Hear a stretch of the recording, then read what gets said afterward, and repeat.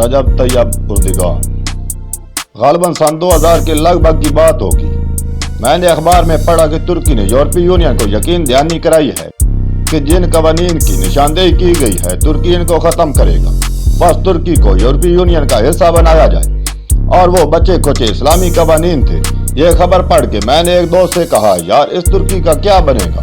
मेरी परेशानी की वजह एक मुसलमान मुल्क की इस्लाम से इस कदर दूरी थी।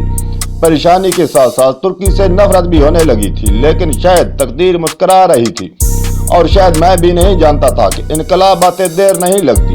वक्त ने करवट बदली और रजब तैयब उर्दगान तुर्की का हुक्मरान बन गया, जो आहिस्ता आहिस्ता मुसलमानों की तवज्जो का मरकज बनता गया। तैयब उर्दगान जूं जूं मुसलमानों की आंखों का तारा बनता गया तो मगरबी दुनिया की आंखों में खटकने लगा।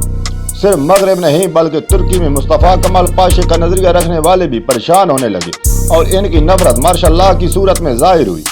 लेकिन शायद बहुत देर हो चुकी थी। तैयब उर्दगान तुर्कों के दिलों में घर कर चुका था। तुर्क कौम अपनी फौज के सामने डट गई और मार्शल्लाह को नाकाम बना दिया। मुझे एक दिन एक दोस्त कहने लगे कि मियां नवाज शरीफ साहब पाकिस्तानी कौम से तुर्की वाली उम्मीद रखते थे। तो मैंने कहा, पहले मियां साहब कौम को तैयब उर्दगान बनकर तो दिखाएं, फिर कौम से वो तवक्को रखें तो पाकिस्तानी कौम इंशाल्लाह मियां साहब को मायूस नहीं करेगी।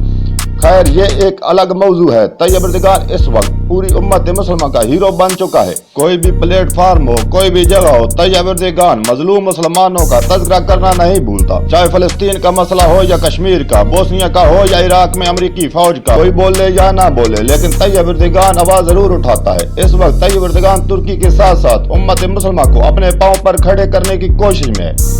तैयब उर्दगान की पूरी कोशिश है कि इस्लामी ममालिक का एक ब्लॉक बनाया जाए जो मजलूम मुसलमानों की हर तरह से मदद कर सके, लेकिन गैरों के साथ साथ बहुत से अपने भी इस राह में रुकावट हैं। अल्लाह पाक तैयब उर्दगान को नेक इरादों में कामयाब फरमाए और रुकावट बनने वालों को हिदायत अता फरमाए। आमीन वस्सलाम।